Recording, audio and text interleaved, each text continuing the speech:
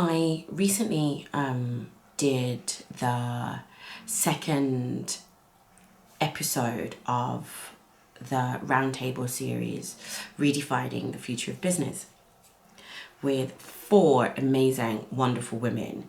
You absolutely need to check them out. Adjua, Kit, Deborah, Nikki.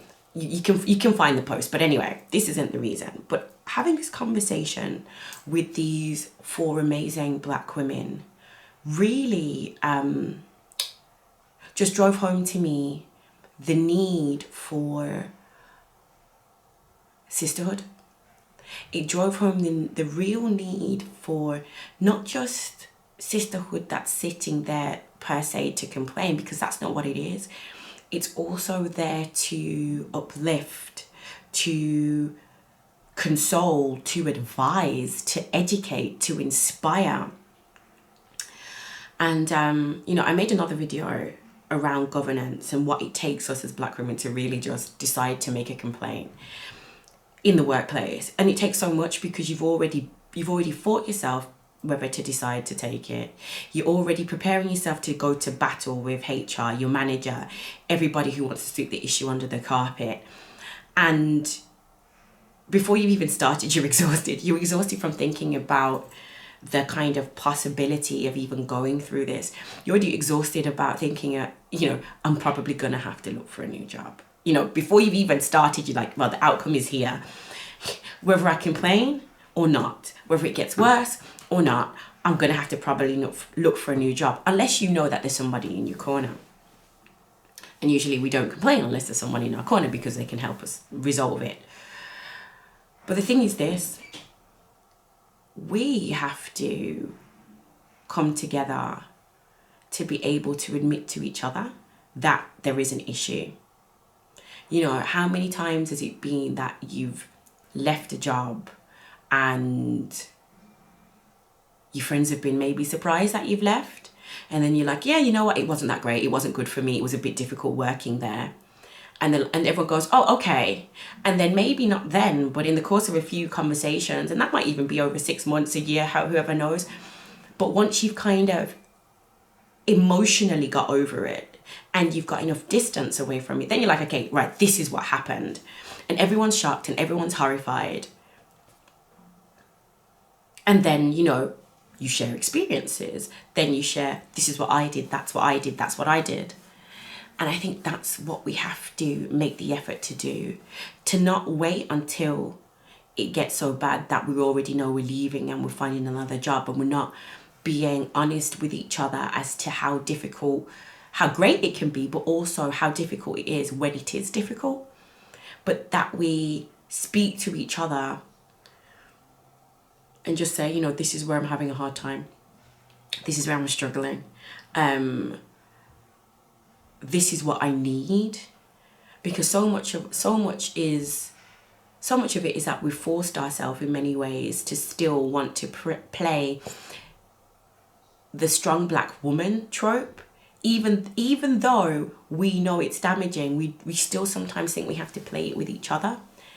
And just having this wonderful roundtable just reinforced to me the importance of us having other Black women who are on the same page, who are going through similar journeys, that we can talk honestly and openly about where we are in our journey, that we don't have to shy and pretend to be, the omnipotent, Black woman that can get it all done because we have to get it done, and, work's great and I'm just working, especially when you know that there's an emotional toll that you're paying. Especially when you know that you're not really happy. Because the self-doubt creeps in when we're experiencing stress. Am I at fault? Should I have done this? Have I read into it?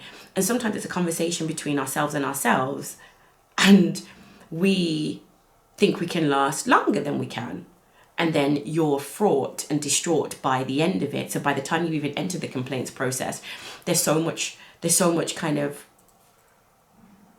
wiggle room or emotional distance that you've lost.